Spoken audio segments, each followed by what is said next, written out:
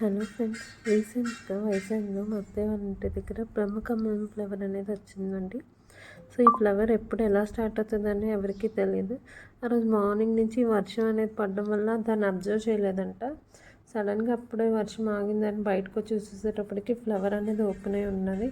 So వెంటనే మన ట్రెడిషనల్స్లో తెలిసిందే కదా. సో ఈ ఫ్లవర్స్కి ఎప్పుడైతే పెడతారో అప్పుడు దీపం పెట్టితే చాలా మంచిదంట. వెంటనే దీపం పెట్టి కొబ్బరికాయ కట్టారంటండి. సో అట్లాగే ఈ ఫ్లవర్ని అందరికీ చూపించారు, మా అందరికీ కూడా చూపించి అందరం కూడా బ్లెస్సింగ్స్ అని సో దండం పెట్టుకున్నామండి. చాలా మంచిదంట.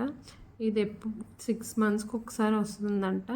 అది ఎప్పుడో మూవీస్లో అనేది నేను చూశాను, బద్రీనాథ్ మూవీలో చూసుంటానండి. నేనైతే చూసి ఫస్ట్ టైం నేను లైవ్లో కాదు, సో ఫోన్లో చూడటం ఇదే ఫస్ట్ టైం బ్రహ్మకమలం ఫ్లవర్ని. సో మీరు ఎవరైనా చూసుంటే మీ ఇంటి దగ్గర కానీ మీ చుట్టుపక్కల కానీ చూసుంటే కామెంట్ సెక్షన్లో కామెంట్ చేయండి.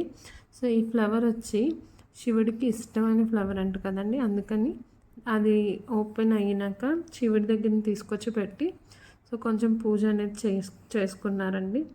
సో అలాగే కొంచెం అష్టోత్తరాలు ఇవి అవి చేస్తుంటారు కదా, ఆల్రెడీ తెలిసిందే కదా ఇండియన్ ట్రెడిషన్స్లో. సో ఒకటి వచ్చిందంటే అలా ట్రెడిషన్ పూజ అనేది జరుగుతూ ఉంటుందండి. సో అలా కొంతసేపు దేవుడి ముందు పెట్టి సో ఇంకొకటి ఈ ఫ్లవర్ అనేది బయటకు వచ్చిన తర్వాత 3 hours మాత్రమే ఓపెన్లో ఉంటుందంటండి. తర్వాత అది క్లోజ్ అయిపోతుందంట. ఫ్లవర్కి ఉన్న పెటల్స్ అన్నీ కూడా రాలిపోతాయంట. సో అందుకనే ఫాస్ట్గా చేసేసారు. So please subscribe to my channel.